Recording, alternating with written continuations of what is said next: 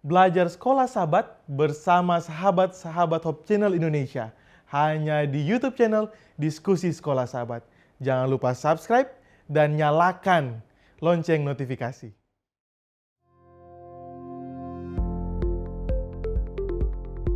Seringkali kan orang sebenarnya kalau minta uang itu, atau istilahnya seringkali tidak memakai istilah utang ya, boleh nggak minjem gitu kan, nggak mungkin pakai dulu gitu kan. Jadi nggak langsung bilang hutang gitu, karena kalau hutang udah ada barrier nanti jadi nggak dapat. Jadi bayangan dia akan punya uang di masa depan, tapi dia mau pakai sekarang. Di sini ada nggak sih yang punya utang, terus misalnya belum ada uang untuk membayarnya, hidupnya tenang? Nggak ya?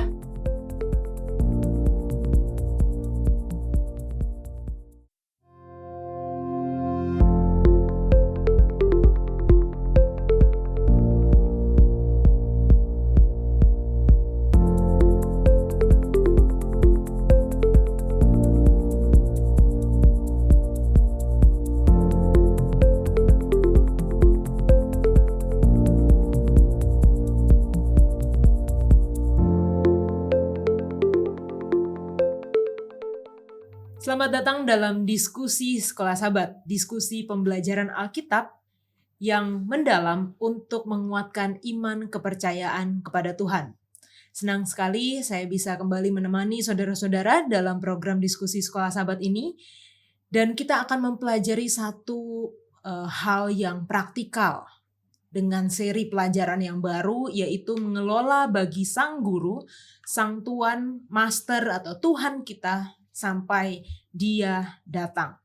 Di studio sudah hadir juga sahabat-sahabat yang akan berdiskusi bersama dengan kita. Selamat datang. Terima kasih sudah mau bersedia datang untuk berdiskusi. Ada muka-muka baru, ada muka lama yang baru kelihatan. Pendeta, selamat datang. Dan kita senang untuk juga membacakan komentar dari teman-teman yang telah masuk di YouTube channel Diskusi Sekolah Sahabat. Saya secara pribadi senang sekali karena semakin banyak komentar-komentar yang masuk, baik itu berupa komentar, masukan, atau juga ada diskusi Alkitab di sana. Saya senang sekali bahwa diskusi Sekolah Sahabat ini dapat menjadi forum untuk pembelajaran Alkitab bagi kita semua. Saya akan membacakan dari Febriani. Terima kasih pelajaran Sekolah Sahabatnya. Lalu selanjutnya dari Sultan Muda PM. 2023 acaranya semakin bagus, puji Tuhan. Terlebih karena ada perwakilan suara dari kaum wanita. Wah, ini sudah ada dua wanita yang bersama dengan kita untuk berdiskusi hari ini. Jadi lebih beragam. It may please God. Praise the Lord. Amen. Ada dari Primanta Holland Bangun. Saya ingin punya circle seperti ini. Wah, puji Tuhan.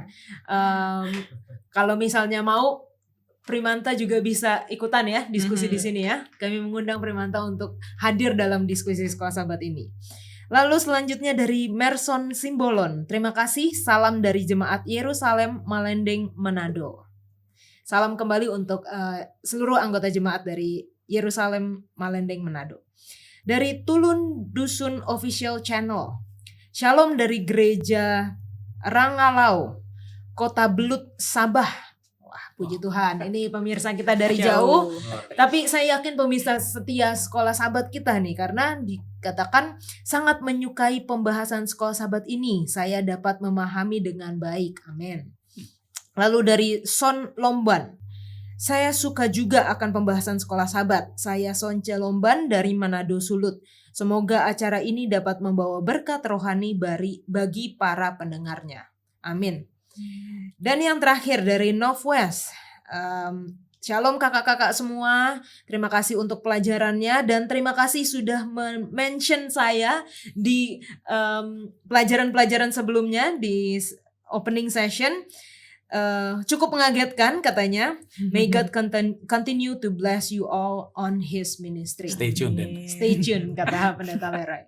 Baik, kirimkan komentar Anda atau berupa masukan juga boleh, karena kami senang dengan masukan yang membangun sehingga program diskusi sekolah sahabat ini dapat menjadi berkat bagi seluruh pemirsa yang menonton. Jadi kalau kalian punya komentar, saran, ataupun juga pertanyaan, silahkan masukkan di dalam YouTube channel Diskusi Sekolah Sahabat dan kami akan sangat senang untuk membacakannya. Kembali lagi saya mengingatkan bahwa kami sudah mengirimkan buku Sekolah Sahabat seperti yang ada di tangan saya ini kepada pemirsa yang rindu untuk belajar bersama dengan kami namun mungkin sulit akses untuk mendapatkan buku ini. Saya diberitahu bahwa buku yang tersisa hanya tinggal yang ada di meja ini. Jadi bagi teman-teman, saudara-saudara yang rindu untuk memilikinya, silakan hubungi nomor call center Hope Channel Indonesia dan kami akan mengirimkannya secara gratis ke tempat Anda masing-masing. Sepanjang triwulan pertama tahun 2023 ini kita akan belajar satu seri pelajaran, satu topik yang sangat praktikal yaitu bagaimana kita mengelola sumber daya yang Tuhan percayakan kepada kita sampai Ia datang.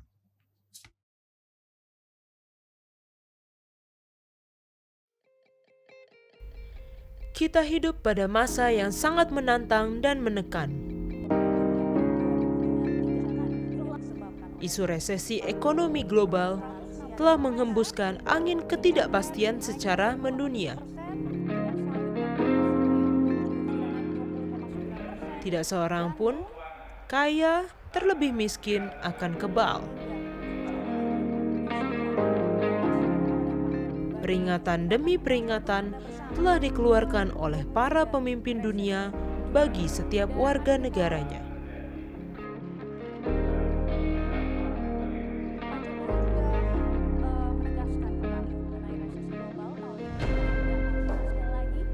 Para pelajar Alkitab melihatnya sebagai sebuah tanda.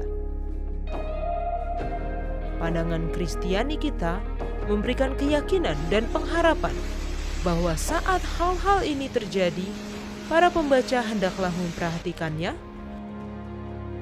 Dalam laporannya, BNPB Hutan dan Lahan, Klimaks agung sejarah manusia, kedatangan Kristus yang kedua kali, sudah sangat dekat. Bahkan sudah di depan pintu.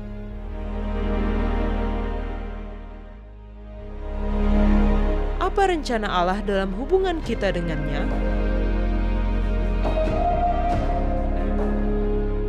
Dan bagaimana kita dapat mengembangkan kepercayaan yang begitu dalam sehingga kita akan tetap setia bahkan dalam keadaan tersulit sekalipun. Keadaan yang bagi dunia membawa kebingungan serta ketakutan, tetapi bagi kita adalah pendorong untuk menjadi pengelola yang setia baginya.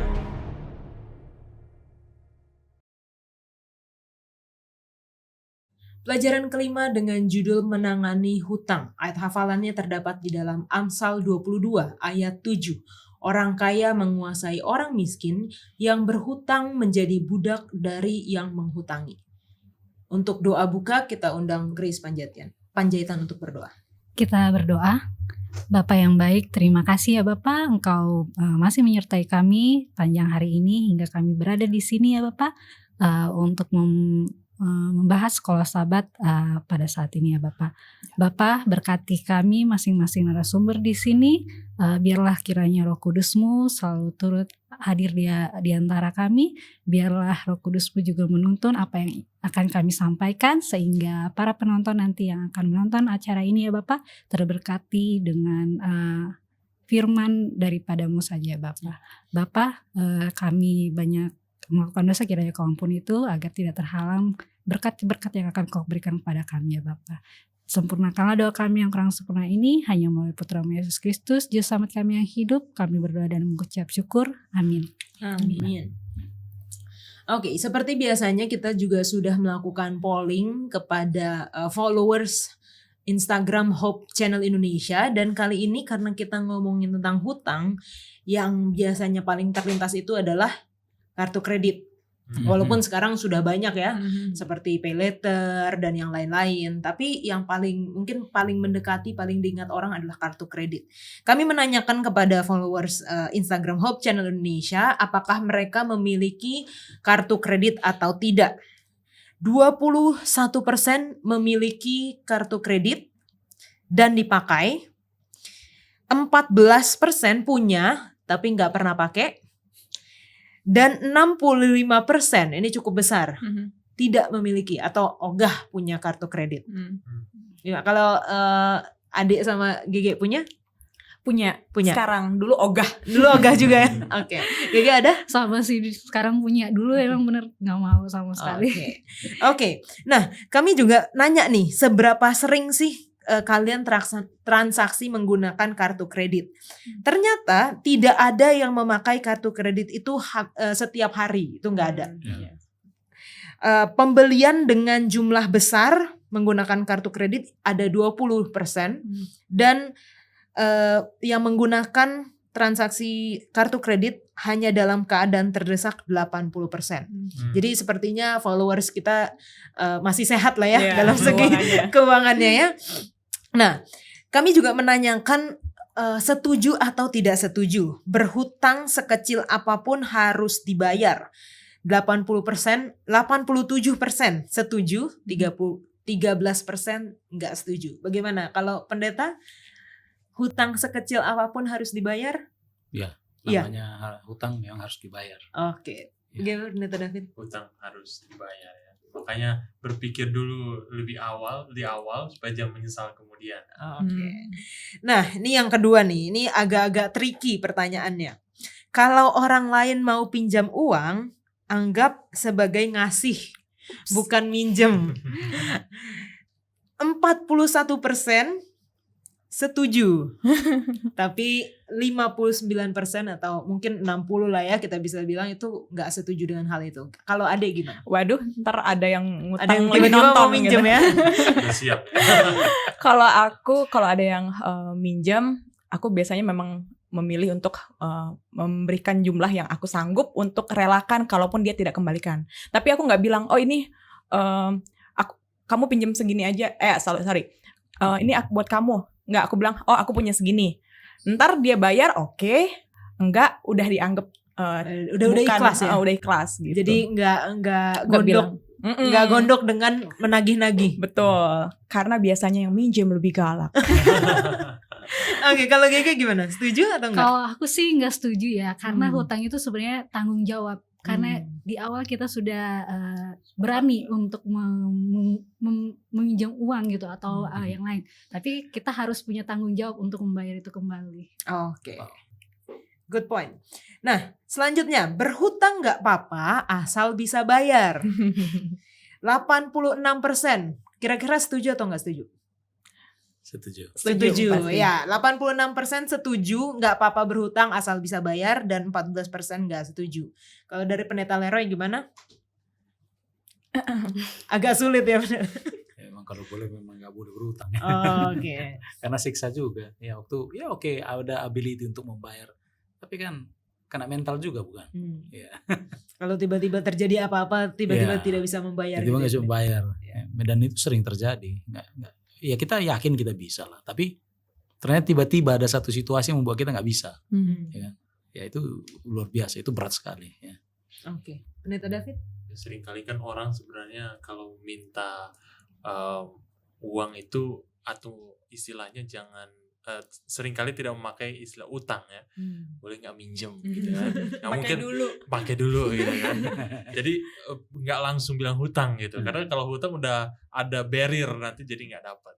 Nah, tapi kalau seperti ini ya hati manusia yang tricky ya sebenarnya. Istilah hutang itu memang sudah begitu, tapi manusia ini yang tricky. Jadi apa yang kita rasakan sekarang belum tentu pada saat nanti kita harus bayar juga sama yang paling kita rasakan sekarang. Jadi harus berhati-hati.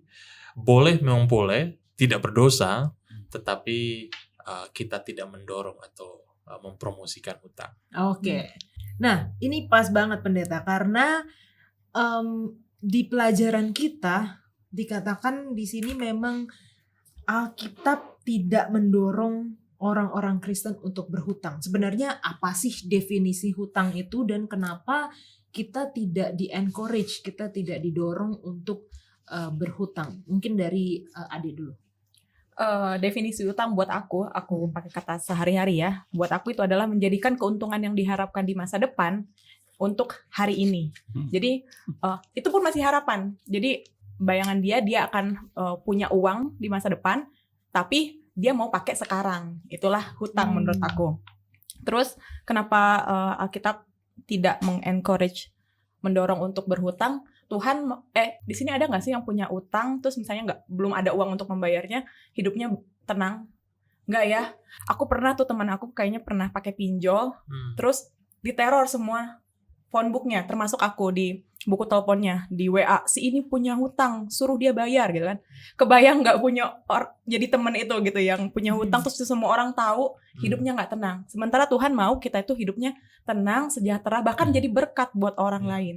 Yang ada malah jadi bawa satu nama buruk gitu ya. Berarti nggak cukup nih hidupnya, atau Tuhannya tidak bisa memberikan apa yang dia butuhkan. Kira-kira itu sih dugaan interpretasi dari kenapa Alkitab tidak mendorong untuk berhutang. Oke, kalau dari GG? Kalau definisi dari aku sih, hutang itu peminjaman yang harus kita kembalikan lagi. Ini bukan hanya soal hutang ya, kadang-kadang kan kita sepele kalau sesama teman kita juga kayak baju. Itu kan kita termasuk salah satu hutang, walaupun tidak ada nominal di situ. Itu kan harus kita kembalikan juga kepada orang Pinjem lain. ya. Iya. Nah, jadi itu kan suatu kewajiban yang harus kita kembalikan ketika kita sudah meminjamnya. Kalau di kantor tuh biasanya yang sering gitu gunting, selotip, Sepele mungkin gak di ini ya. Atau bayarin dulu makan siang gitu. Tapi seringkali nggak balik-balik gitu. Iya, Ya kan? hilang aja. harus Dilihat- diikat. Iya, dan udah dilihat, wah dipakai terus ya. Dinamain. Dinamain lagi, jadi udah hak milik dia gitu. Oke, kalau dari pendeta, kenapa sih Alkitab nggak mengencourage orang Kristen untuk berhutang? Kalau kita lihat ya di dalam ayat yang Rasul Paulus juga katakan, ini menarik sebenarnya. Yeah. Roma 13 ayat 7 dan 8.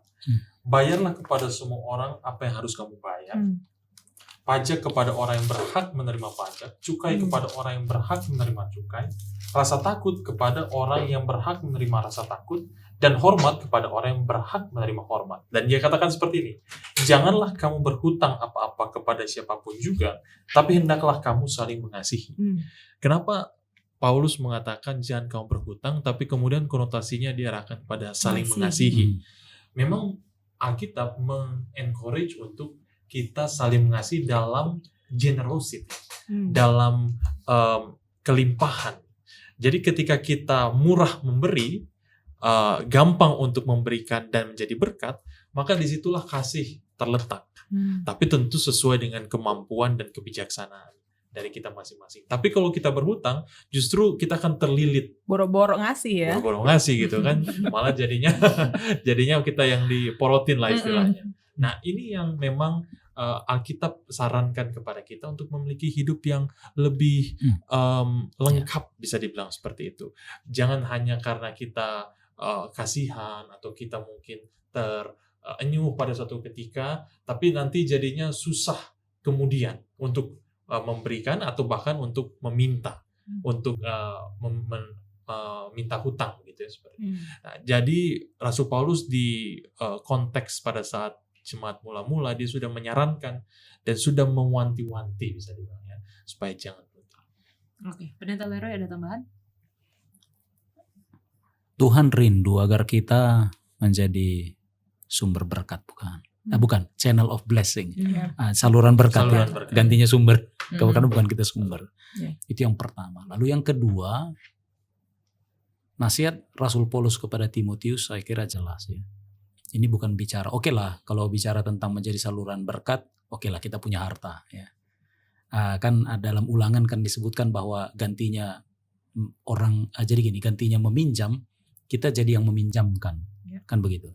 Tapi ada juga satu pengertian yang disampaikan oleh Rasul Paulus di dalam 1 Timotius 6 ya, ayat 6 sampai 9 itu, bahwa adalah baik kita untuk hidup sesuai dengan budget ya. Dalam bahasa Indonesianya ada itu pepatah Indonesia.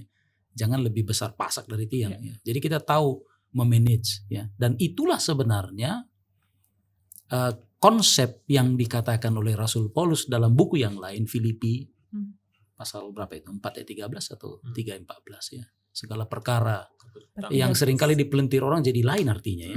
Itu maksudnya segala perkara itu dapat kutanggung di dalam Dia yang memberikan kekuatan padaku, bukan masalah mendapatkan harta, bukan, tapi bisa hidup sesuai budget. Malah masih tetap bisa memberi. Jadi sufficient dengan kekurangan, dengan segala macam. Jadi bahkan kita lebih berkecukupan dari orang yang mungkin hartawan yang tidak pintar memanage keuangannya. Kira-kira begitu. Itu encourage dari Tuhan. Sehingga nama Tuhan terlihat jelas menjadi simbol dari kita kan. Ya ini anak Tuhan tapi bagaimana sih? Tapi kita nggak bisa menutup mata juga ya bahwa dalam prakteknya banyak juga orang-orang Kristen bahkan orang-orang di sekitar kita yang terlilit hutang. Ya, dan penyebab hutang kalau di dalam pelajaran kita di hari Minggu ada 3. Kelalaian atau ketamakan bisa juga, atau yang ketiga memang kemalangan. Ya. Jadi dan kita terkadang nggak bisa ngejudge ya, oh dia karena tamak, oh karena dia lalai, atau karena dia memang mengalami kemalangan. Tapi kira-kira apa sih yang bisa kita lakukan, bagaimana caranya agar bisa orang ketika mereka sudah di dalam hutang, mereka bisa terbebas dari hutang itu. Supaya terbebas dari hutang nih. Sebenarnya pelajaran kita kalau kita lihat sangat praktikal ya, praktis sekali, karena memang disebutkan apa sih yang bisa dilakukan. Kita bisa lihat di hari apa ini ya, Selasa ya. Ada langkah-langkahnya. Yang pertama, dibilang kita harus punya komitmen gak akan nambah utang lagi. Wow. Ada deklarasi katanya. Jadi memang itu langkah pertama. Karena kalau masih punya jiwa yang masih pengen ngutang, itu gak akan habis-habis perkaranya. Yang ada gali lubang tutup lubang. Yang kedua dibilang di sini membayar semua utang secepat mungkin. Jadi ketika kita dapat berkat, yang kita pikirkan bukan apa yang saya inginkan, tetapi langsung tutup utang itu. Dan yang ketiga adalah buat daftar. Ini sangat praktikal dan aku baru baca bahwa kita bisa list, kita bisa buat daftar mana utang-utangnya yang paling kecil bisa dibayar duluan, mana yang paling bunganya mungkin juga paling besar. Ada praktikal sekali. Jadi tapi yang pertama tadi saya lihat adalah adanya kita punya komitmen untuk tidak melakukan berutang lagi. Dan saya kalau mau simpulkan adalah pengendalian diri. Karena kebanyakan kenapa ngutang adalah keinginan. Jadinya merasa nggak cukup, berasa punya duit terus dengan kartu kredit misalnya, sehingga udah beli bisa kok dibayar kapan gitu. Jadi jangan takut dibilang pelit ya. Iya, nggak puas, terus merasa selalu punya uang dan ya akhirnya terlilit sama utang. Dan itu adalah beberapa jalan keluar dan untuk tidak mengulangi lagi dalam siklus yang sama. Oke. Gimana dengan yang memang dia berada dalam kemalangan? Either memang terjadi sesuatu, sakit atau bencana, atau memang yang belum memiliki pekerjaan contohnya, tapi ada yang harus dihidupi. Kira-kira apa dari pendeta? Sekolah Sahabat kita juga menyinggung itu ya, bahwa dan ini luar biasa, sama seperti yang Ade bilang tadi, praktikal sekali ya. Jadi kita mencoba mencari pertolongan itu bukan untuk hutang, mau minta gitu. Nah, saya punya istri sering katakan, ini bukan minjam ya, ini minta. Nah, kira-kira begitu ya. Mungkin dari keluarga atau bagaimana, atau ada cara lain. Artinya hindari sesuatu. Artinya jangan sampai tergopoh-gopoh ya untuk akhirnya jadi instan langsung ya supaya selesai masalah dengan cepat. Tapi ini penyelesaian masalah cepat tapi resikonya tinggi, itu kan berbahaya ya. Atau di waktu yang sama kalau sudah sempat terjebak, ini yang masalahnya sudah sempat terjebak dalam hutang, ya berat sekali ya pendeta. Berat sekali ya, berat sekali. Memang harus ada pertolongan dari orang lain. Yes, betul. Kita harus tolong menolong dalam hal ini karena ada orang karena out of ignorance, ya karena tidak tahu ya, tiba-tiba ada bencana dan segala macam. Tadinya dia bisa, tapi ternyata tidak bisa dan segala macam. Ada bantuan ya dari umat lah, atau ya tapi memang harus diupayakan karena ndak enak ya. Bagi yang memberikan hutang juga ndak enak ya. Kita juga berat ya. Nah, tapi saling berdoa lah ya. Memang harus ada konsep yang 1, 2, 3 ini. Saya kira itu praktikali itu relevan kepada semua orang ya, entahkah yang termasuk terjebak dengan situasi dan segala macam. Harus ada komitmen ya. Harus berani hidup cukup. Gitu ya, harus berani bilang begitu. Jangan takut ya, seperti kami para pendeta misalnya kan, level kami misalnya makan kan katakan warteg misalnya. Jangan terlalu berani traktir orang di tempat lain karena demi menyenangkan orang, jangan ya. Bisa. Itulah sebabnya dikatakan selera itu jangan melebihi salary. itu pedoman Moto untuk mereka yang bekerja bagi misi ya benar ya. Karena kembali lagi ini mengenai financial behavior sebenarnya, perilaku keuangan. Seringkali karena keinginan bukan kebutuhan, kita cenderung untuk dalam tanda kutip bisa dibilang berfoya-foya. Jadi tidak sesuai dengan kemampuan. Nah, yang menjadi masalah tadi karena pendeta juga menyinggung bahkan pelajaran sekolah sahabat kita tentang kemalangan, ada orang yang menyedihkannya jadi pura-pura malang untuk dibantu. Nah, ini jadi kompleks karena kita mengerti tentang konsep bagaimana kita saling membantu, tapi tentu ada kerangka rohani yang kita harus berjaga-jaga, harus hati-hati. Nah, bagaimana kita membantu dan juga saling menolong itu perlu doa dan penyerahan bahkan keterbukaan, agar jangan sampai ada yang memanfaatkan gitu ya. Kita, aduh kasihan nih saya ini sudah begini, ternyata dia setelah buka sosial media sudah jalan-jalan kemana. Ini kan jadinya tidak produktif dan tidak sesuai dengan apa yang kita juga katakan. Oke. Dan di pelajaran kita juga ada ya, ditulis di sini landasannya adalah satu komitmen untuk menjadi setia kepada Allah dalam mengembalikan persepuluhannya yang suci agar dapat mengakses hikmat dan berkatnya. Dia sungguh-sungguh memberkati mereka yang menuruti Dia. Dan walaupun kita mungkin ada orang-orang yang berada di dalam hutang dan ketika dapat contohnya penghasilan atau dapat keuntungan, dia rasa saya mau bayar utang saya, tapi dia lupa bahwa persepuluhan tetap harus disisihkan terlebih dahulu sebelum dia menyelesaikan hutangnya. Karena janji Tuhan sungguh-sungguh akan memberkati mereka yang menurut kepada Dia. Mungkin satu lagi yang terakhir di segmen ini, apa kerinduan Allah untuk umatnya mengenai hutang? Kita sama-sama mungkin bisa coba buka di dalam Ulangan 28 ayat 1, 2 dan 12. Mungkin saya bisa bacakan ya di dalam Ulangan 28. Ayat 1, jika engkau baik-baik mendengarkan suara Tuhan Allahmu dan melakukan dengan setia segala perintahnya yang kusampaikan padamu pada hari ini, maka Tuhan Allahmu akan mengangkat engkau di atas segala bangsa di bumi. Segala berkat ini akan datang kepadamu dan menjadi bagianmu jika engkau mendengarkan suara Tuhan Allahmu.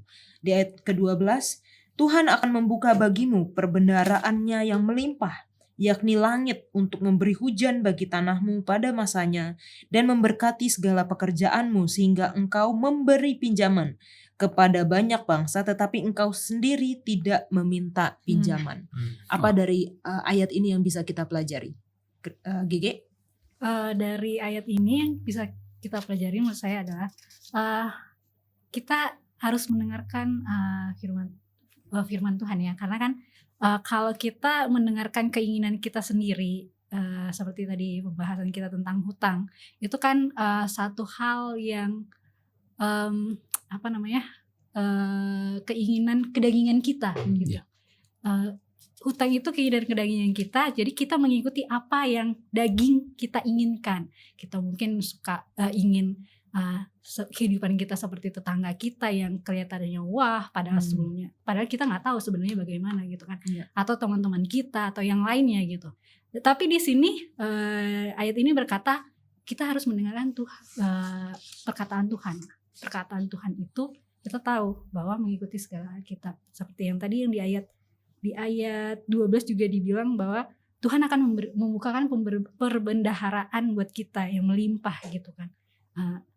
Jadi kenapa kita harus mengikuti keinginan daging kita. Ketika kita mengikuti Tuhan, Tuhan memberikan perbendaharaan itu kepada kita. Amin. Ternyata Tuhan ini sedang ngajarin kita ini.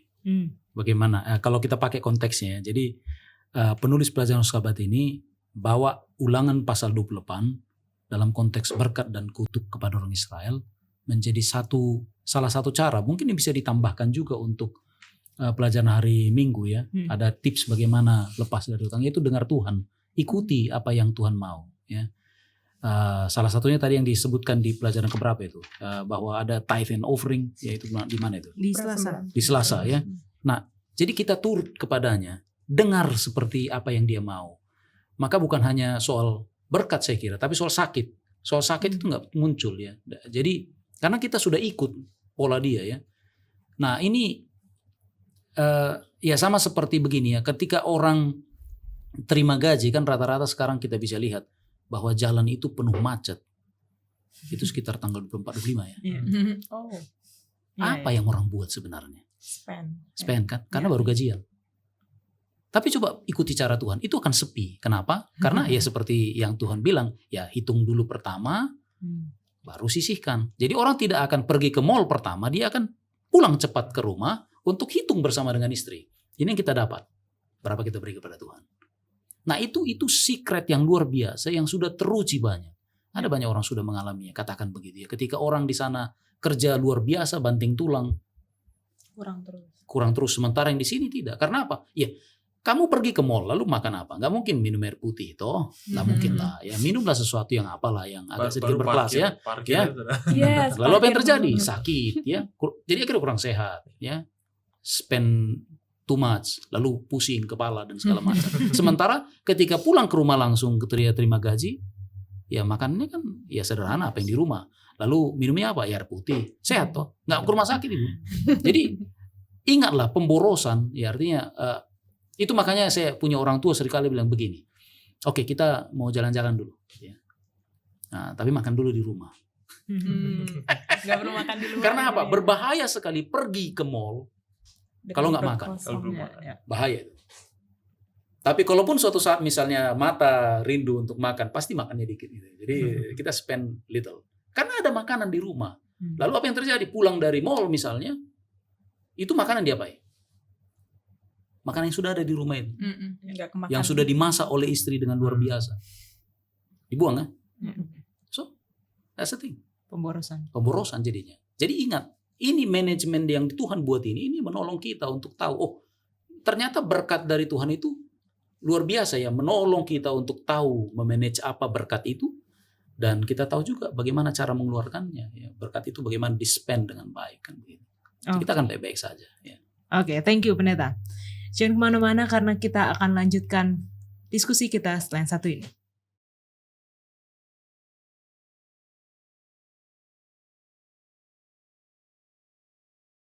1 Timotius 6 ayat 9 saya bacakan, tetapi mereka yang ingin kaya terjatuh ke dalam pencobaan, ke dalam jerat dan ke dalam berbagai-bagai nafsu yang hampa dan yang mencelakakan, yang menenggelamkan manusia ke dalam keruntuhan dan kebinasaan.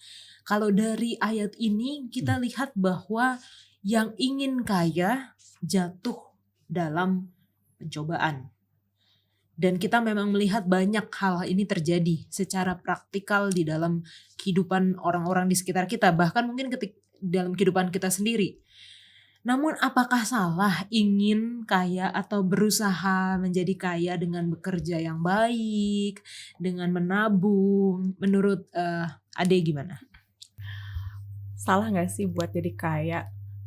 Menurut aku sih enggak ya. Enggak. Yang dibilang salah adalah cinta uang, akar kejahatan. Tuhan bisa menggunakan kekayaan yang ada di orang-orang zaman dulu. Contohnya Abraham, Ayub. Abraham aku baca dia di rumahnya tinggal ribuan orang. Ngasih makannya tuh nggak murah ya, buat ngasih makan ribuan orang. Tetapi dia bisa jadi berkat buat orang-orang itu. Bahkan orang itu mengenal Tuhannya Abraham. Bagaimana dia tinggal setiap hari sama Abraham yang pasti tidak miskin. Dan tapi kelihatan bahwa yang dicari Abraham bukan kekayaan. Kekayaan itu sebagai media yang Tuhan gunakan, yang dia bisa manage dengan baik, dia bisa atur dengan baik sehingga bukan itu yang menjadi tuannya dia.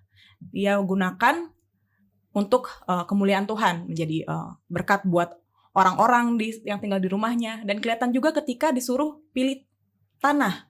Kalau dia adalah tamak, dia akan duluan cari mana yang paling menguntungkan buat dia, paling bagus. Tapi nggak dipersilahkan dulu. Itu artinya dia kaya, tetapi bukan itu yang menjadi tuannya dia. Tuannya adalah tetap Tuhan. Sehingga kekayaan itu malah menjadi satu kemuliaan juga buat Tuhan. Gigi? Sebenarnya kurang lebih hampir sama ya, memang benar. Menjadi kaya itu tidak salah. Yang salah itu ketika kita tamak menjadi kaya.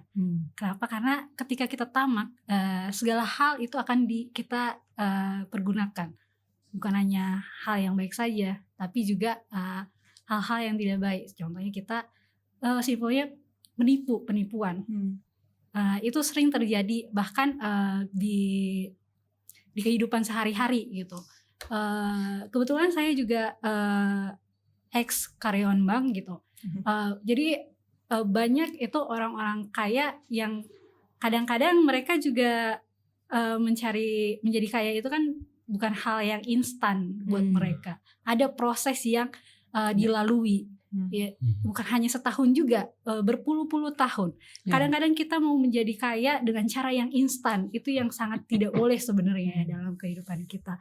Itulah yang tadi juga disebutkan di 1 Timotius itu. Jadi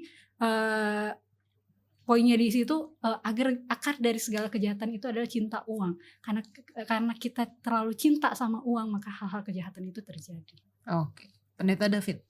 Nah, ini menarik kalau kita membahas tentang skema menjadi cepat kaya. Nah, ini beberapa waktu lalu juga ada kejadian ya, pinjaman online, lalu kemudian trading, jebakan-jebakan Batman ya bisa dibilang. Bunganya tinggi gitu. Bunganya tinggi, tertarik akhirnya kan. Lalu setelah sekian lama ternyata itu penipuan ujung-ujungnya kan. Memang skema cepat kaya ini adalah tawaran setan. Dia bisa memikat dan bisa melilit pada akhirnya, terlebih pada masa pandemi ya. Waktu itu banyak orang yang sudah putus asa, kehilangan pekerjaan. Memang cara mendapatkan uang secara instan ini sangat menggiurkan. Tetapi kembali ke fondasi awalnya tadi, landasan. Bagaimana kita memperoleh uang itu bukan sekadar untuk kita bisa menjadi kaya. Tapi uang menjadi tool, menjadi cara, sarana untuk kita menjadi berkat, saluran berkat. Memang berkat itu bisa untuk kita dan keluarga kita juga, untuk memenuhi kebutuhan kita. Tetapi lebih daripada itu, Tuhan ingin uang yang kita kelola atau apapun sumber daya yang Tuhan berikan pada kita untuk kita kelola ini menjadi berkat seperti saluran channel. Laut mati itu kan tidak ada salurannya, makanya disebutkan laut mati. Jadi hanya di situ saja terkumpul sampai kemudian tidak ada lagi tempat untuk menyalurkannya. Nah, hidup kita pun kalau kita hanya memperoleh, mendapatkan, menerima dan tidak menjadi saluran berkat, akan mati juga pada akhirnya. Kita menjadi tamak dan kemudian kalau istilahnya itu glutoni bahkan sudah semakin rakus gitu ya. Saking rakusnya sudah ada efek-efek yang kemudian justru mematikan kita, bukan lagi menyejahterakan atau menjadi berkat. Nah, ini sebenarnya Tuhan memberikan konsep contentment itu supaya kita menghindari dari glutoni ini, dari tamakan, kerakusan. Karena hidup kita itu lebih limpah pada saat kita cukup, bukan pada saat kita memperoleh banyak. Karena konteks kelimpahan itu berarti kita bebas. Kemerdekaan keuangan itu diperoleh. Bukan karena kita mau ambil banyak, tapi karena kita bisa mengelola sedikit atau banyak yang Tuhan percayakan pada kita. Oke. Kalau pendeta, gimana caranya supaya kita ini terhindar dari, kan tadi permasalahannya adalah akar kejahatan cinta uang. Bagaimana kita bisa terhindar dari itu? Izinkan saya menjual sebuah perspektif. Ya. Kalau kita lihat ya, pertama oke lah di 1 Timotius 6 ayat 6. Yang disebutkan di sini sebenarnya adalah godliness sebenarnya, bukan ibadah maksudnya. Ibadah kan seperti apa namanya? Worship service, bukan. Tapi ini kesalehan ya, ini kesalehan. Tapi dengan rasa cukup. Nah, ini kan seperti sama. Jadi gini, ini sama suaranya dengan apa yang Tuhan bilang ketika dia katakan carilah dahulu Kerajaan Allah. Dan dan kalau kita kebenaran. baca ayat-ayat sebelumnya di atas itu, sebenarnya Yesus sedang menawarkan begini. Lihat itu, ada makanan, ada minuman. Dan ayat ini menyebutkan, ada makanan, pakaian, cukup. Nah, dari segi grammar, ada yang disebut namanya dengan gini, infinitif. Ini kan pakai infinitif ya. Bekerja untuk, jadi pakai infinitif. Kalau dibilang untuk kaya, berarti itu infinitive of purpose. Itu tujuannya. Bukan. Jangan kita bekerja untuk kaya, jangan. Karena apapun itu, walaupun kita bilang oke, tapi itu akan ke sana arahnya. Jadi bagi saya lebih baik kita pakai begini. Sama seperti tadi Pastor David sudah katakan bahwa kekayaan itu jangan dipakai menjadi tujuan. Jangan. Kalau itu dipakai tujuan, ujungnya pasti akan jatuh. Pasti akan jatuh, cepat atau lambat. Tapi kalau itu menjadi semacam means ya, anggaplah ini seperti begini. Dapat cukup, syukur. Dapat berlimpah, berarti berkat Tuhan bertambah-tambah. Jadi itu seperti apa ya? Itu seperti gift, itu seperti karunia, begitu. Kekayaan itu. Kalau memang Tuhan lihat kita bisa, ya Dia akan berikan. Ya di dalam Alkitab kan banyak orang-orang kaya, bahkan hartawan, luar biasa kayanya kan begitu. Tapi bukan itu yang mereka cari. Jadi mereka itu kerja bukan untuk itu, bukan untuk itu, tapi untuk kepuasan kerja itu. Jadi artinya gini, ending dari kerja itu bukan harta, bukan. Nah itu akan membuat kita akan sangat berbeda ya. Jadi ini caranya dari grammar saya mau katakan ya, don't do infinitive of purpose, jangan. Untuk ini, untuk kaya, jangan. Kaya itu delete. Bukan Kaya tujuan itu akhir ya. Bukan tujuan akhir. Pemberian berarti ya, kaya itu pemberian. pemberian dari Ya. Tuhan. Karena Tuhan sumber berkat, bukan? Ya. Karena sekali lagi dia juga bilang bahwa bahkan tenagamu untuk ambil kekayaan itu dari aku. Tidak akan katanya. menambahi. Jadi jangan pernah berpikir aku kerja keras aku akan kaya.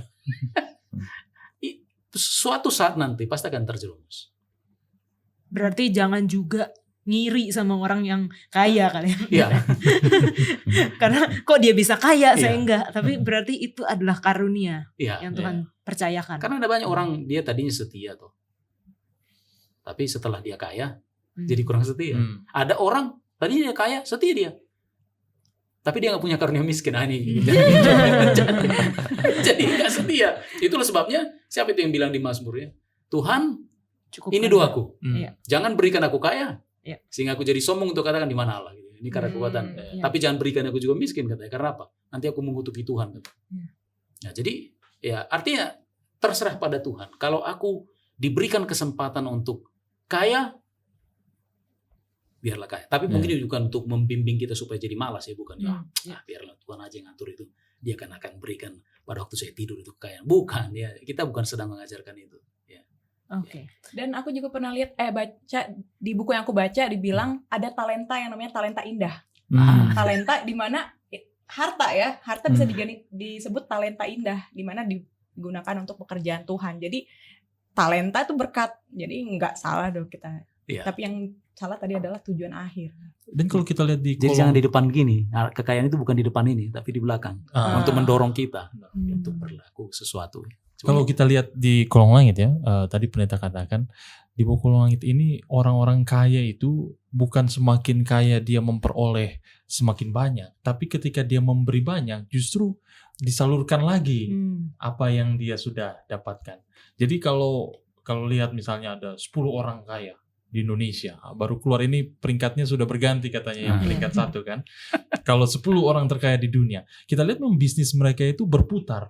Terus berputar, mereka memberi menjadi filantropis misalnya, menjadi banyak sekali sumbang yang mereka lakukan, tapi revenue mereka juga tidak turun. Artinya memang ada sirkulasi uang, dan uang itu memang akan menjadi berkat pada saat kita menentukannya untuk menjadi berkat.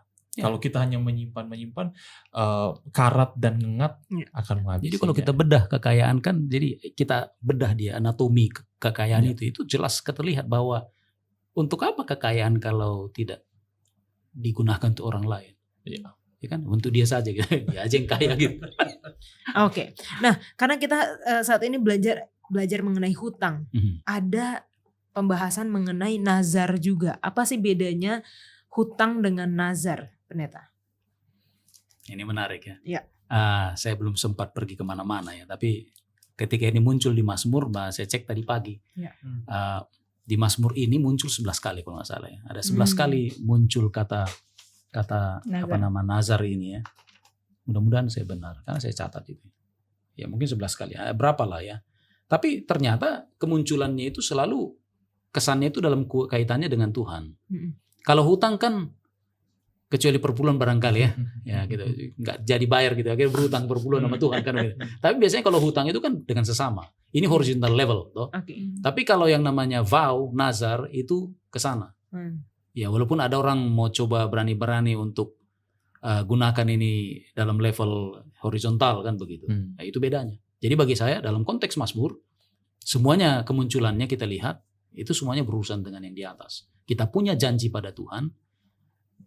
Tolong saya, jadi ini seperti transactional business with God kan begitu ya. Tuhan, aku akan begini kalau engkau gini-gini kan begitu ya. Nah, itu harus dipahami seperti itu ya. Beda dengan hutang ya. Adik. Iya, aku baru tahu itu yang soal bahwa itu di Mazmur dihubungkan dengan Tuhan. Secara awam aku berpikir hutang adalah seperti yang tadi di awal dikatakan, mengambil keuntungan yang mungkin akan didapat di masa depan untuk dipakai sekarang. Mungkin loh, belum tentu kita akan beneran dapat gitu. Sementara nazar adalah kita akan membayar jika kita mendapatkan sesuatu dalam bayanganku. Jadi kayak aku berjanji kalau aku punya anak, aku akan lakukan ini. Aku berjanji kalau aku kayak gini, aku. Jadi kalau ketika nggak terjadi tadi transaksional tadi, nggak terjadi apa yang diminta, berarti nggak ada yang perlu dibayarkan, jadi bukan utang. Sementara hutang adalah sebenarnya secara umum utang juga, cuman itu aku melihatnya bedanya transaksional sama yang satu pihak gitu, bahwa sesuatu yang mungkin akan dapat tapi aku mau pakainya sekarang gitu, dan bisa jadi tidak bisa dibayar. Ternyata nazar itu juga kan berdasarkan hubungan dengan Tuhan ya, dengan spiritualitas kita. Kalau hutang ini tricky ini. Mungkin ada yang membawa-bawa nama Tuhan tapi dealing with banks dengan pinjaman online dengan orang ya. Nah ini jadi walaupun tadi ada yang bilang sudah didoakan mungkin begitu ya pada, tapi tetap saja ini tricky dan hutang perlu kita hindari karena itu tidak bisa kita prediksi seperti yang sesuai dengan ekspektasi kita. Jadi ada perbedaan di situ yang besar ya. Oke. Mungkin sebentar ya, waktu disampaikan jadi saya teringat dengan ayat ya, katakan jangan berhutang kan gitu ya. Oke, kita sudah tahu biblical foundationnya, tapi bagaimana dengan bernazar misalnya? Tuhan juga bilang ya, jangan bersumpah kata Yesus kan. Yang bersumpah ya, tidak kan begitu. Dan kita tahu ada satu tokoh satu pasangan suami istri di Perjanjian Baru di Kisah Para Rasul yang bikin vow, Ananias dan Safira kan nggak dibayar. Dibayar sih tapi nggak full, nggak sesuai dengan perjanjian nazar. Jadi akhirnya apa yang terjadi? Nah itu bahaya ya. Jadi janganlah yang seperti itu kan yang berbahaya sekali. Ya. Oke. Nah ini kita mungkin tanya ke GG dulu ya, yang ada hubungan dengan financial ya, dengan bank. Banyak orang ngutang di bank, tapi ada bedanya gitu. Kadang-kadang ada yang kita sebut dengan hutang konsumtif, atau ada juga hutang produktif. Apalagi kalau kita melihat ini banyak sering di media sosial, negara kita hutangnya segini gitu, tapi masih hutang yang sehat katanya. Kok bisa hutang itu tapi sehat? Nah, gimana tanggapannya mengenai hutang konsumtif dan produktif gitu? Ya kalau misalnya hutang konsumtif itu ketika kita berhutang, kita menggunakannya itu untuk kepribadian kita sendiri, kesenangan kita sendiri. Misalnya kita hutang dari pay later, kita membeli sesuatu untuk diri kita sendiri, entah itu pakaian atau apa yang habis, tidak ada value-nya di kemudian hari. Tapi sebenarnya hutang itu nggak ada yang positif ya, maksudnya tidak ada yang hutang produktif itu sebenarnya tidak ada. Itu hanya digunakan karena ketika seseorang itu berhutang, dia itu membuat hutangnya itu sesuatu hal yang lebih positif. Dia ini kebanyakan di kartu kredit. Ini salah satu triknya sebenarnya. Ketika dia berhutang, dia membeli sesuatu itu digunakan untuk bisnisnya. Bisnisnya, let's say dia usaha apa. Lalu ketika itu digandakan, maksudnya bisnisnya itu ya menghasilkan sesuatu, itulah dikatakan produktif. Itu sama juga dengan kita membeli rumah KPR ya, si KPR. Tapi itu ada jangka waktu yang cukup lama kalau untuk KPR. Ketika saat kita berhutang mungkin itu konsumtif karena tidak ada nilainya, bahkan kita harus membayar bunganya. Tetapi ketika itu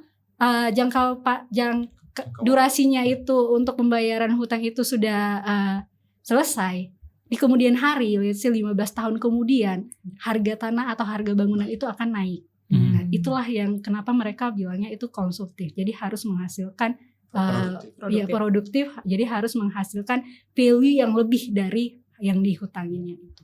Oke. Jadi kemana-mana karena kita akan lanjutkan mengenai hutang konsumtif dan produktif setelah yang satu ini.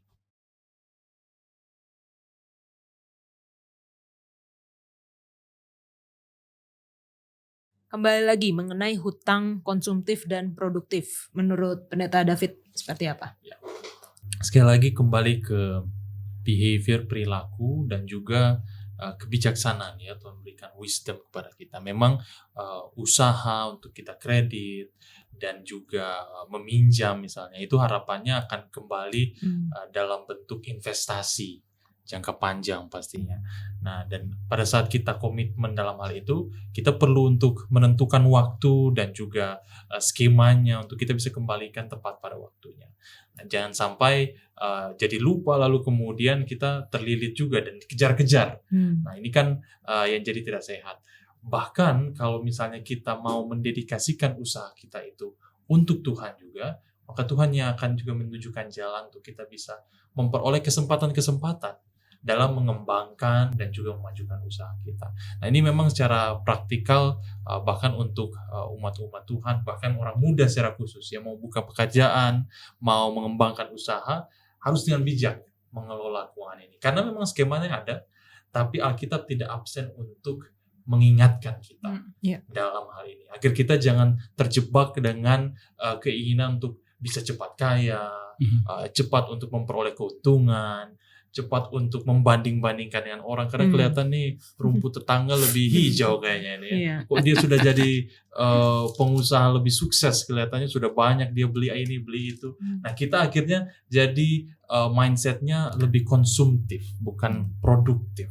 Kalau kita konsepnya produktif, sebenarnya kita lebih bersemangat untuk membidik hal-hal yang sesuai standar dari kehidupan Kristen, bukan menyesuaikan dengan orang lain. Akhirnya standar kita ini jadi tidak jelas dan kemudian kita hanya terpikirkan bagaimana supaya jadi kaya, bukan supaya jadi berkat. Seperti yang tadi kita bahas. Oke, thank you Pendeta. Nah, di dalam Amsal 6, saya mau bacakan Pendeta. Hai anakku, jikalau engkau menjadi penanggung sesamamu dan membuat persetujuan dengan orang lain, jikalau engkau terjerat dalam perkataan mulutmu, tertangkap dalam perkataan mulutmu, buatlah begini hai anakku dan lepaskanlah dirimu. Karena engkau telah jatuh ke dalam genggaman sesamamu. Pergilah berlututlah dan desaklah sesamamu itu. Janganlah membiarkan matamu tidur dan kelopak matamu mengantuk. Lepaskan dirimu seperti kijang daripada tangkapan, seperti burung daripada tangan pemikat. Ini artinya apa Pendeta? Karena di sini kalau engkau menjadi penanggung sesamamu, atau mungkin kita bisa sebutkan dalam zaman sekarang penjamin ya, penjamin hutang orang lain. Di awal tadi kita sempat bahas mengenai bagaimana kita bertolong-tolongan sebenarnya seharusnya sebagai umat Tuhan. Tapi Alkitab juga diperlihatkan di dalam Amsal ini, jangan kamu menjadi penjamin hutang orang lain. Penjamin ini melibatkan minimal, bukan minimal, lebih bagus kita sebutkan gini, lebih dari 2 orang. That's the problem. Kalau saya dengan sesama saya ini yang punya urusan berdua, berarti kan hutang piutang, toh. Tapi ini jaminan kan ada orang ketiga. Nah, yang jadi masalah adalah dia punya urusan dengan orang ini, tapi kita yang terlibat. Nah, itu yang berbahaya. Jadi kita gini, jadi harus bisa lepas dari yang namanya being responsible for others' problem. Kan begitu. Dia punya problem sebenarnya, tapi itu jadi problem kita bukan? Karena kita penjamin. Tapi kan Nah. menolong pendeta.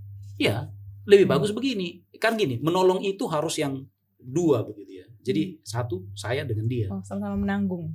ya kan? Jangan orang lain. Karena orang lain ini akan kejar kita kan, ya kan? Nah, jadi nggak boleh begitu. Jadi kalau kita mau tolong, biarlah itu terlepas dari orang ketiga. Nah ini gini, butuh ini segala macam ya. Ya jangan ada karena dia gitu. Jadi artinya orang ini yang desak-desak kita kan. Kan kamu yang jamin nomormu yang dikasih sama saya. Katanya kau bisa begini. Enggak bisa ya. Dan saya ngomong begini karena saya alami. Ya. Saya alami itu. Itu berat sekali saudara-saudara ya. Jadi karena enggak bijak, itu namanya enggak bijak kita. Ya benar bahwa kita memang menolong, tapi maksudnya lebih baik terhindar dari itu. Kecuali kalau kita memang mau tolong benar, ya terlepaslah dari apa? Dari orang ketiga. Jadi orang ketiga itu jangan sampai pakai nama kita. Jadi Karena kita berbahaya. nolong aja sekalian Nolong. ya. Jadi dengan orang ini aja kita. Urusan kita nggak ada orang ketiga. Tolonglah jaminin gitu namamu gini. Jangan. Kok kita menanggung orang lain? Jadi kita sedang mengajarkan orang itu tidak bertanggung jawab. Kau harus bertanggung jawab dengan orang itu. Atau sampai-sampai bilang, tolong dong pendeta, kita ketemu sama orang itu katanya. Loh, urusan apa sih dengan orang itu? Ya, I don't know him. Kan begitu. Ya, jadi kamu harus berani berhadapan dengan dia. Karena ini problem, kau yang mulai. Ya, kan begitu. Ini seperti kata pepatah Indonesia. Orang yang makan nangka, yang kena getahnya. Gitu ya. Jangan begitu. Itu nggak bijak namanya. Ini masalah kebijakan ya. Dan harus menjalankan yang namanya tanggung jawab ya. Harus bertanggung jawab dengan apa yang dibuat. Ternyata ada yang mau ditambah. Iya, kalau jadi garantor atau jaminan itu tadi ya pendeta, kita perlu untuk menempatkan diri lebih kepada secara langsung untuk menolong. Yeah. Karena kalau tadi kita bahas bagaimana kita menjadi penjamin, itu 75% bahkan di sini katakan penelitian menunjukkan kita yang nantinya jadi membayar, bukan jadi jaminan. Jadi gantinya kita menjadi penjamin untuk orang A membayar ke orang B, justru kita membayar kepada orang B. Nah ini kan jadi efeknya berkelanjutan. Nah bahkan kalau kita tidak kasih tahu istri, keluarga, justru nanti kita yang menderita, jadi panjang. Itu dia. Nah, konsep Alkitab ini sebenarnya memelihara komunitas atau masyarakat untuk tidak terlilit dalam hal-hal seperti ini. Jadi jangan sampai di masyarakat itu timbul konflik, timbul permasalahan hanya karena hal-hal jamin-menjamin lalu kemudian masyarakat menjadi pecah begitu atau bisa menjadi terjadi konflik. Kalau kita menggunakan prinsip Alkitab yang sehat, sesungguhnya secara ideal minjam-minjam itu tidak seharusnya terjadi. Atau bahkan hutang piutang tidak terjadi. Tapi karena kita bukan tinggal di dunia yang ideal, itu acap kali diperlukan. Tapi ada step-step yang menghindari kita untuk tidak masuk ke dalam hal-hal yang justru semakin membahayakan atau semakin menjebak. Nah, ini salah satunya bagaimana kita tidak seharusnya menjadi penjamin. Oke. Nah, ada ayat lain pendeta di Ulangan 15. Dan ini menarik menurut saya karena katanya hutang itu akan lunas sendiri Tahun ke-7. di tahun ke-7 atau tahun penghapusan hutang. Pada akhir 7 tahun engkau harus mengadakan penghapusan hutang. Nah, ini konteksnya tentang apa dan apakah berlaku sampai sekarang? Kalau ada teman kita yang ngutang 7 tahun ya udahlah, ya hapuslah gitu ya. Ya ini catatan kan untuk sipil ya. Sipilnya siapa? Sipil yang berlaku di negara di kerajaan Israel pada ketika itu ya. Ada namanya tahun Yobel ya. Tahun Yobel. Jadi ada dan itu perintah Tuhan. Tapi kan begini. Negara Indonesia bukan kerajaan Allah bukan ya. Ini lain ya, lain punya hukumnya lain ya. Artinya norma-norma di Alkitab ini tidak menjadi hukum di sini ya. Tidak demikian. Jadi kalau ditanya apakah masih berlaku? Ya tidak di Indonesia. Ya tidak di Indonesia. Tapi kalau kita mau pakai ini dalam urusan kita, Silahkan aja. siapa tahu ya. Nah, tapi saya kira ada banyak orang akan menjadi murung kalau dia yang kreditor kan. Kalau dia debitor dia senang, ya kan? Karena apa? Dilama-lamain aja, dilama-lamain itu akan Sampai level 7 up, tahun. level langsung gitu. Jadi akan rata semuanya, tidak ada lagi obligasi untuk bayar kan? Karena udah 7 tahun, pemutihan kan begitu. Ya itu menarik ya. Nah, tapi begitulah cara Tuhan, begitu dia sangat memperhatikan umat itu ya. Bagaimana engkau seharusnya berhubungan dengan apa? Artinya jangan sampai relation itu jadi hancur gara-gara hutang piutang ya. 7 tahun atau ya 49 plus 1 itu harus selesai. Kira-kira begitu. Dan itu bagaimana Tuhan juga mencegah sesamanya jadi budak ya pendeta ya. Karena kalau misalnya memang gak bisa bayar lagi sama sekali ya mereka akan menjadi budak bagi orang yang Dan itu ada orang bikin interpretasi perumpamaan Yesus yang ada cerita tentang lalu ada yang berhutang sekian, yang sedang juga berhutang sekian, lalu sampai paksa-paksa ya, itu cekik-cekik orang, bayar karena besar kemungkinan katanya, ini interpretasi, besar kemungkinan karena sebentar lagi mau tahun Yobel. Iya. Jadi dipaksa itu orang. Jadi sebelum tiba hari penghapusan hutang itu dia paksa gitu. Ada banyak orang begitu ya. Jadi mercy tidak ada ya dan segala macam. Ya. Oke, Nata? Ya, Tuhan menunjukkan ini pada saat bangsa Israel, bahkan kalau kita coba buka ya di Keluaran 21 ayat 2. Ya. Ini konteks pada saat mereka sudah keluar dari tanah Mesir, dan di sini dikatakan apabila engkau membeli seorang budak Ibrani, budak ya, maka haruslah ia bekerja padamu 6 tahun lamanya, tapi pada tahun yang ke-7 ia diizinkan keluar sebagai orang merdeka dengan tidak membayar tebusan apa-apa. Ada konsep atau ada pengingat yang Tuhan ingin berikan karena bangsa Israel ini dulunya budak. Selama 6 tahun ada budak yang bekerja di rumah mereka. Tahun ke-7 itu dihapuskan. Karena kembali bahwa Tuhan juga sudah menyelamatkan mereka. Jadi perlu ada pelepasan bagi orang yang bekerja atau menjadi budak di rumah mereka. Kalau kita ambil prinsipnya, karena tadi pendeta sudah katakan di Indonesia kita memiliki hukum yang berbeda, prinsipnya saja yang kita ambil. Prinsipnya adalah kita bisa menghapuskan atau mengeluarkan orang dari perbudakan dalam tanda kutip, hutang atau piutang, dari ketidakmerdekaan keuangan ini, tapi dengan prinsip kasih dan alkitabiah yang kita miliki.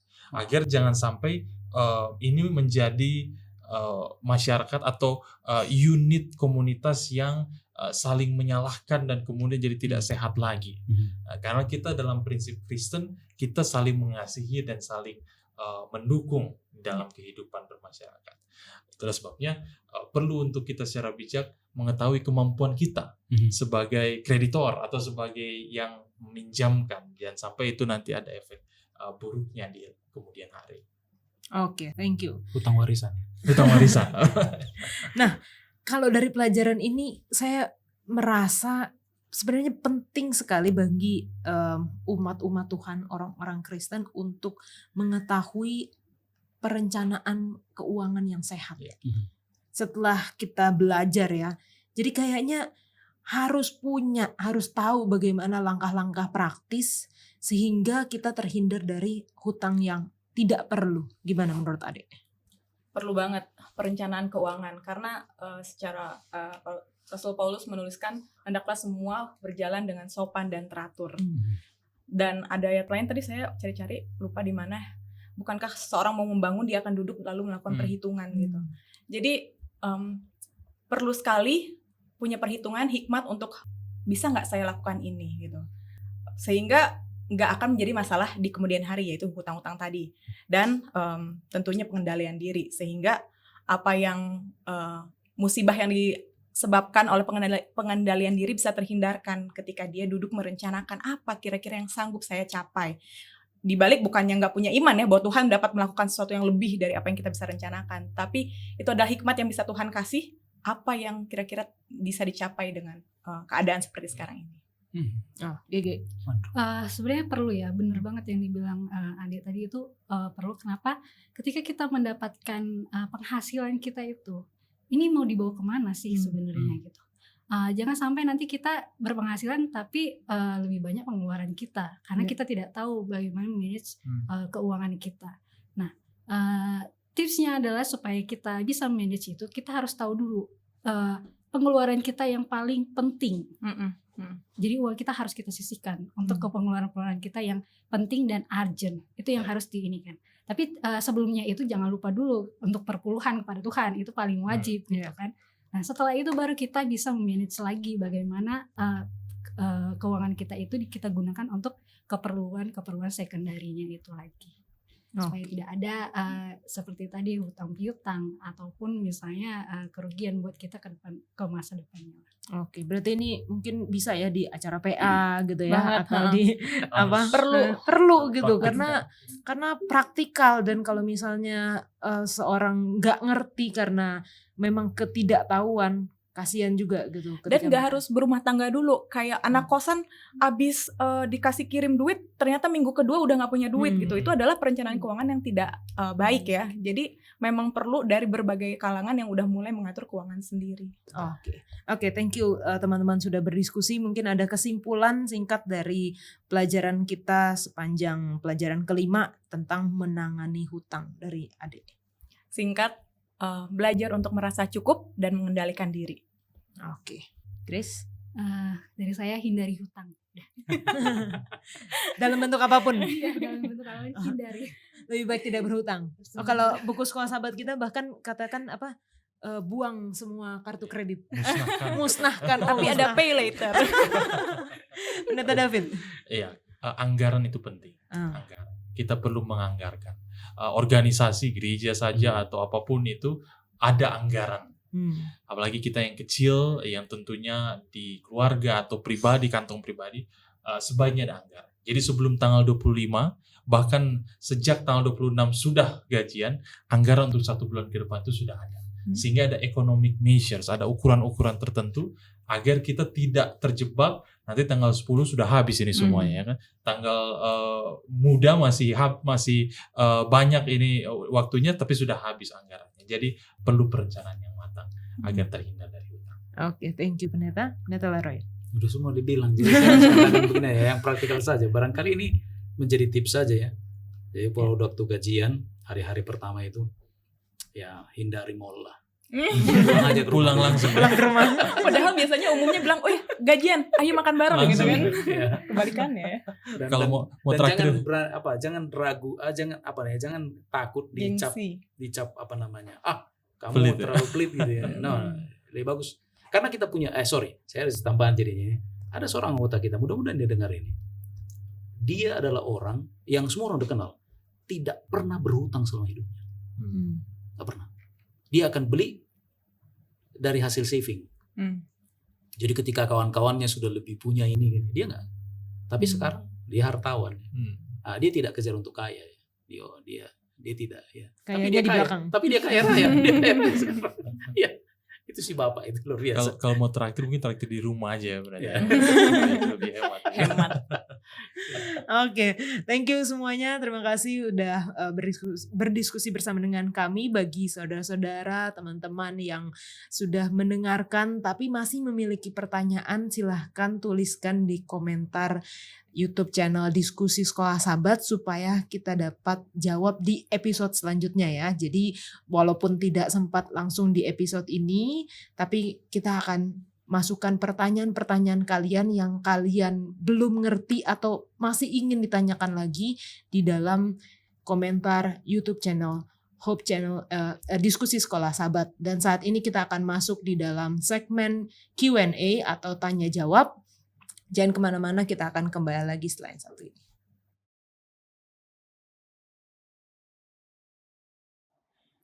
Baik, saat ini kita sudah ada di sesi tanya jawab atau Q&A, question and answer dari Diskusi Sekolah Sahabat. Dan saat ini saya bersama dengan Pendeta Muda Ziko Pakpahan. Shalom Bang. Shalom.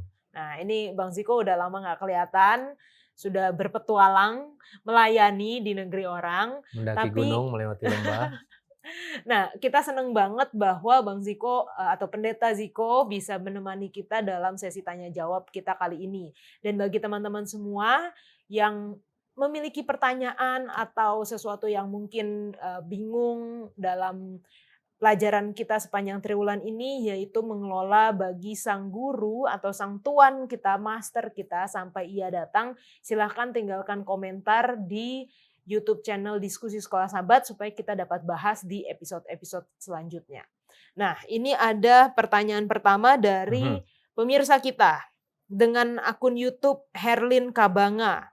Apakah uang yang didapatkan bukan dari hasil upah kerja harus dikeluarkan persepuluhannya, misalnya pemberian keluarga? Gimana, Pendeta? Oke. Jadi pertama-tama sebelum saya jawab ya, perpuluhan itu memang keharusan. Tetapi keharusan pun nggak ada yang dipaksa. Kalau misalnya Alkitab bilang jangan membunuh, saya nggak bisa maksa kamu jangan membunuh kalau ujung-ujungnya di sana kamu nusuk orang. Nah, jadi perpuluhan itu harus disertai dengan hati yang rela. Jadi kalaupun misalnya nanti jawabannya iya atau tidak, dengan terpaksa ngasih perpuluhan padahal itu uang undian, itu juga nggak akan jadi berkat buat kita. Tapi untuk menjawab pertanyaan dari saudari Kabanga tersebut atau saudara Kabanga, mari kita buka Ulangan 14 ayat 22. Ulangan 14 ayat 22. Oke, aku bacain, Bang. Ya. Ulangan 14 ayat 22. Haruslah engkau benar-benar mempersembahkan 1/10 dari seluruh hasil benih yang tumbuh di ladangmu tahun demi tahun. Oke, jadi dibilang di sini kan logikanya adalah mempersembahkan 1/10 dari hasil benih yang tumbuh di ladangmu tahun demi tahun. Maksudnya yang tumbuh di sini adalah hasil ladang yang pada waktu itu mereka usahakan. Jadi perpuluhan itu logikanya adalah hasil dari yang kita usahakan, ya kan? Kalau kita jual beli mobil, jual beli motor, kerja di kantor, bertani di ladang, nah hasilnya itu 1/10-nya itulah yang harus kita berikan. Nah, kalau pemberian tadi ya, atau misalnya tiba-tiba menang undian, saya berani bilang bahwa itu tidak harus diberikan perpuluhan. Tetapi coba doakan dulu. Saat Anda menerima pemberian, saat Anda menerima undian, coba doakan dulu. Apakah Tuhan menunjukkan kepada Anda harus memberikan perpuluhannya atau tidak? Kalau Anda mendengar suara Tuhan bahwa berikan perpuluhan, berikanlah dengan sukacita. Oke, thank you, Bang. Nah, sekarang kita lihat nih. Ada pertanyaan juga mengenai persepuluhan di Alkitab di zaman Yesus. Nah, kalau kita search atau di Bible ya, di Alkitab mengenai persepuluhan atau 1/10 atau dalam bahasa Inggrisnya tithe, itu dalam buku perjanjian baru kelihatan tuh di Matius 23 ayat 23. Saya bacakan ayat 23. Nah, ini kata Tuhan Yesus, celakalah kamu hai ahli-ahli Taurat dan orang-orang Farisi, hai kamu orang-orang munafik, sebab persepuluhan dari selasih, adas manis dan jintan kamu bayar, tetapi yang terpenting dalam hukum Taurat kamu abaikan, yaitu keadilan dan belas kasihan dan kesetiaan. Yang satu harus dilakukan dan yang lain jangan diabaikan. Ini ayat yang sama dengan Lukas 11 ayat 42. Tadi yang saya bilang ada orang Farisi dan seorang pungut cukai yang berdoa itu terdapat di dalam Lukas 18 ayat yang ke-12. Di situ dikatakan bahwa saya bacakan Lukas 18 ayat 12. Orang Farisi itu berdiri dan berdoa dalam hatinya begini, "Ya Allah, aku mengucap syukur kepadamu karena aku tidak sama seperti semua orang lain, bukan perampok, bukan orang lalim, bukan pezinah, dan bukan juga seperti pemungut cukai ini. Aku berpuasa 2 kali seminggu, aku memberikan 1/10 dari segala penghasilanku." Jadi kalau kita lihat di zaman Yesus, orang-orang Farisi pada zaman itu memang ada buktinya mereka memberikan persepuluhan, tithe itu ya, kepada di bait suci. Bagaimana dengan zaman rasul-rasul ketika Yesus sudah mati, apakah masih ada tercatat atau bukti bahwa masih memberikan persepuluhan? Oke, jadi kalau kita lihat, memang kita lihat bahwa saat Yesus mati di kayu salib, segala hukum-hukum yang berhubungan dengan Ka'bah itu nggak ada lagi ya. Kan dulu kan orang bayar perpuluhan untuk hidup imam-imam dan orang Lewi. Nah, bagaimana dengan habis zaman rasul-rasul? Mari coba kita buka Galatia 3 ayat 29. Galatia 3 ayat 29. Galatia 3:29, dan jikalau kamu adalah milik Kristus, maka kamu juga adalah keturunan Abraham dan berhak menerima janji Allah. Oke, jadi kalau kita lihat Abraham itu bayar perpuluhan dari sebelum ada Ka'bah. Dari Melkisedek. Jadi bukan pas ada Ka'bah dia bayar perpuluhan. Dari sebelum ada Ka'bah itu dia udah bayar perpuluhan. Jadi sekarang pun saat Ka'bah itu sudah nggak ada, kita tetap harus membayarkan perpuluhan. Karena perpuluhan itu kita tahu sekarang digunakan untuk operasional hamba-hamba Tuhan yang melayani di berbagai macam daerah. Nah, sekarang kalau kita lihat orang Israel zaman modern yang di Israel sana, sebenarnya mereka udah nggak ada lagi yang bayar perpuluhan. Karena udah nggak ada lagi Ka'bah. Ya? Orang Yahudi zaman sekarang. Karena udah nggak ada lagi Ka'bah. Tetapi hampir semua orang Yahudi, ini saya berani bilang hampir karena memang saya mempunyai banyak sahabat orang Yahudi, hampir semua orang Yahudi bisa mengalokasikan dananya, bukan dananya ya, pendapatan mereka sekitar 20-30% untuk ke sinagognya mereka. Kalau mereka kan bukan dibilang gereja ya, sinagog, untuk sinagognya mereka, untuk operasional. Jadi mereka pun mengetahui bahwa walaupun sudah nggak ada diharuskan, Ka'bah itu udah nggak ada, mereka tetap mempunyai kasih kepada Allah, jadi mereka tahu bahwa kasih itu nggak ngomong doang dengan tindakan. Makanya mereka berani mengalokasikan 20-30% untuk operasional sinagog mereka. Oke, nah Gitu. ini berhubungan dengan yang tadi fun fact dari Pendeta Ziko ya, bahwa ketika zaman rasul-rasul masih ada bait suci, orang-orang Yahudi masih memberikan persepuluhan di bait suci. Tapi ketika bait suci dihancurkan, maka orang-orang Yahudi sudah tidak datang ke bait suci karena memang sudah tidak ada. Tapi mereka memberikan 20-30% dari penghasilan mereka ke sinagog. Iya. Kalau gitu, Pendeta, gimana dengan persembahan? Kita sudah belajar tentang persepuluhan itu fix bahwa itu 10%, 1 dari 10. Kalau persembahan gimana? Jadi kenapa mereka ngasih 20-30%, sekitar 20-30% adalah mereka sadar itu sebenarnya banyak. Itu kan sebenarnya banyak banget. Bayangin kalau 100 orang ngasih 30% itu kan banyak banget. Mereka tahu bahwa operasional sinagog atau operasional tempat ibadah nggak perlu duit sebanyak itu. Tetapi selebihnya adalah itu nanti dialokasikan oleh tempat ibadah untuk membantu orang-orang yang membutuhkan. Nah, mungkin ada lagi yang nanya, berapa banyak dong saya harus ngasih persembahan, gitu kan? Coba kita buka di 2 Korintus 9 ayat 6-7. Oke, 2 Korintus 9 ayat 6 dan 7. Camkanlah ini, orang yang menabur sedikit akan menuai sedikit juga, dan orang yang menabur banyak akan menuai banyak juga. Hendaklah masing-masing memberikan menurut kerelaan hatinya, jangan dengan sedih hati atau karena paksaan, sebab Allah mengasihi orang yang memberi dengan sukacita. Oke, jadi untuk ngasih persembahan berapa banyak, memang nggak ada patokannya. Tetapi kalau orang Yahudi zaman dulu atau kita lihat di Perjanjian Lama kan ada second tithe ya, 10% berikutnya. Jadi mungkin patokannya berapa harusnya nggak ada. Tetapi seperti kita lihat di sini, masing-masing memberikan menurut kerelaan, jangan dengan sedih atau karena dengan paksaan. Kalau kita merasa terpanggil untuk ngasih perpuluhan yang kedua, bagus. Berikanlah perpuluhan yang kedua. Tapi jangan kita nggak merasa terpanggil, terus kita ngasih perpuluhan yang kedua. Dengan paksaan. Dengan paksaan. Jadinya nggak jadi berkat. Karena apa? Karena kalau kita bertindak dengan iman dan dengan kita berani memberikan perpuluhan yang kedua, kita lihat di ayat 8 malah dibilang. Dan Allah sanggup melimpahkan segala kasih karunia kepada kamu, supaya kamu senantiasa berkecukupan di dalam segala sesuatu, dan malah berkelebihan di dalam pelbagai kebajikan. Gitu.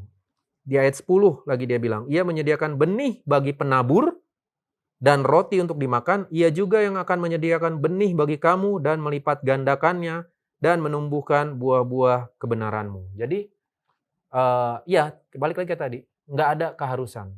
Cuman saat kita mendapatkan penghasilan, tentu kita sisihkan 10% kan, untuk perpuluhan.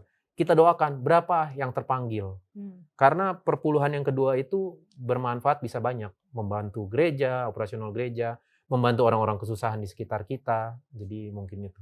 Dan juga membantu pekerjaan Tuhan seperti misionaris-misionaris Ya, gitu ya Bang ya. ya benar-benar. Karena kan banyak dari misionaris-misionaris yang mungkin self-supporting, membiayai diri sendiri. Nah itu bisa didukung dari persembahan kita yang kedua. Oke, salah satunya juga pekerjaan Tuhan di Hope Channel juga membutuhkan persembahan atau membutuhkan bantuan dari sahabat-sahabat semua. Bukan karena Tuhan kita Tuhan yang miskin ya, Tuhan mampu mencukupkan segala sesuatu, tapi Tuhan ingin kita ikut serta di dalam pekerjaannya.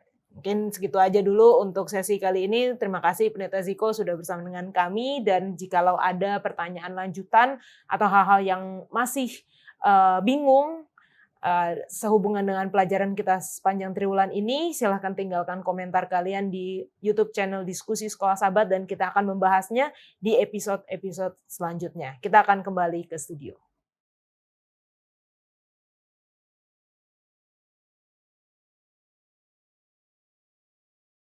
Baik, untuk menutup program Diskusi Sekolah Sahabat kita meminta Pendeta David untuk Mari berdoa. kita berdoa.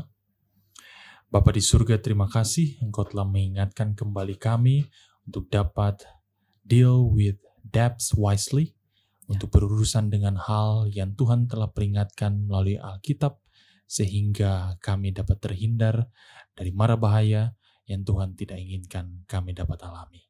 Bapa, kiranya Engkau memberikan petunjuk, kebijaksanaan, sehingga kami dapat mengelola apapun sumber daya yang Tuhan percayakan kepada kami, sehingga itu dapat menjadi berkat, menjadi saluran Tuhan untuk di dunia ini kami dapat gunakan dan menjadi kemuliaan hanya bagi nama Tuhan. Mohon ampun atas dosa kami. Terima kasih Kau telah memberikan Roh-Mu untuk kami dapat mengerti pelajaran ini, karena kami serahkan hidup kami ke dalam tangan-Mu. Seraya mohon ampun atas segala kesalahan kami, karena kami berdoa di dalam nama Yesus, Tuhan dan Juru Selamat kami. Amin. Amin. Baik, terima kasih teman-teman sudah berdiskusi, dan kita akan belajar di episode selanjutnya. Tuhan Yesus memberkati.